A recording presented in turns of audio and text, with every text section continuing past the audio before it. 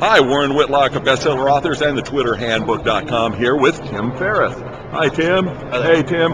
I know you're on Twitter, and people say, hey, that guy doesn't really use Twitter right. Tell me about your opinion and how you use it, and how you suggest somebody without as much fame as you use it.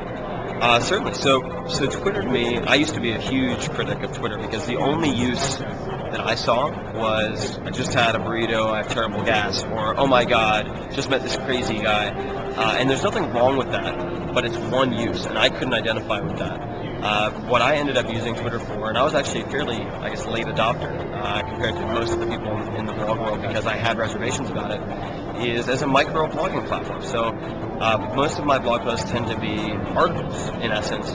And if there's something very timely, I'm going to be here today, I'm in London for 10 hours, or I need to do this, and I want to offer readers the chance to interact with me, or if I want to meet readers, then Twitter's the perfect outlet. If I have a quick question that isn't worth a separate blog post, I want to be respectful of people's RSS readers. I don't want to clog that or their inbox with just a simple question that will only apply to some of them. So I'll use Twitter for that. The most controversial approach, I suppose, I take on Twitter, which many people criticize me for, although a lot of people also recognize is somewhat strategic and necessary, is I don't follow anyone. And the reason for that is that the people I follow in the real world. I actually spend a lot of time breaking bread and having meals with my friends, and I make a point to put that in a very high priority slot in my life. So does that mean that I don't give back? No, of course I give back. I mean, look at my blog. I mean, I spend as much time on a good blog post as I'll spend on an article for The Economist. That's a real example. And I'm proud and happy to do that, and I feel honored that people will read it. But Twitter for me has a very specific use, and that's as micro-blogging to keep people updated or ask them quick questions on things that I don't want to crowd people's inboxes or RSS readers with otherwise.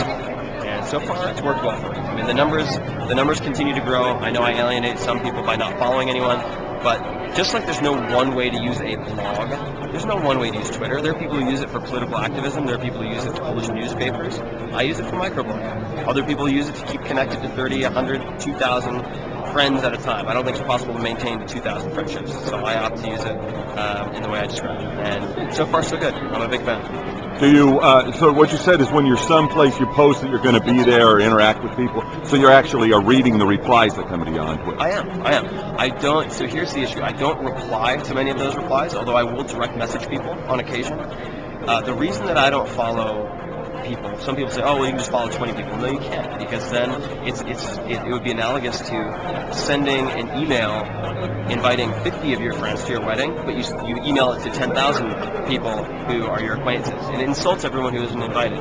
So I don't want to create that type of drama in my life, and I don't want people to get hurt feelings, so I don't follow anyone. I don't follow Robert Scope. I don't follow any of my closest friends because I meet them in real life. Similarly, if I start responding to people on Twitter, it will become another inbox, and that's the last thing I need. I want to set expectations, and the expectation is Tim's not going to reply to messages, but once in a while he'll be sitting there in a bar and he's happy to spend an hour hanging out with you shooting shit, which is true. But I have 600 unread messages on LinkedIn. I have more than that on Facebook.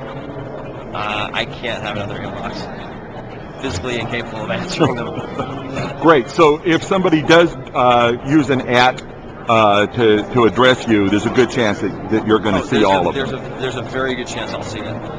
The best way to contact me is to go to my contact page of my blog and get in touch with Amy, who's my COO, basically, my primary assistant. That is by far, if you have something that you think is going to be relevant and that I would like to take a look at, that's the best way to do it. But I do look at Twitter. Every time I put up a new tweet, I check out my replies. I can't always reply to them. I very seldom do, but I might direct message in some cases. Okay, so you're going to know even when the haters are there. Hi. Yeah. And somebody said something to me recently because I took the criticism very personally in the beginning. Most for people who haven't read the book, but some people look at me and say, "Oh, he's 31. What the hell does he know? He doesn't have kids, whatever." And that's why I feel case studies and interviews and stuff. But if you don't have some haters in the anonymous world that is the internet, you're probably not saying anything that's terribly interesting. That's just what I've had to come to realize. Right. And I remember I called up this blogger, I'm not going to mention her by name, really well-known blogger, and I was like, oh my god, I don't know why people are saying this and doing that, like, it doesn't make any sense. And she goes, Tim, I get like one death threat and one sexual offer per week. And I write about, I'm not going to mention what she writes about, but it's like the most innocuous stuff you can imagine. She's like, so, like, throw some balls and just take it because that's the price you pay for being online. And I was like, oh, okay. Great. So, By the way, first 2 words in the Twitter revolution book: no rules. Yeah, exactly. Yeah. Use it how it works for you, and you obviously are. I mean, people like to be online and talk about new social media and how they're setting the rules and innovating, and then they acquire this dogma so quickly about how you can or can't use Twitter. Come on, guys. There are no rules. Exactly. Just play with it and have fun with it, and make sure that what you do is at least either profitable or enjoyable.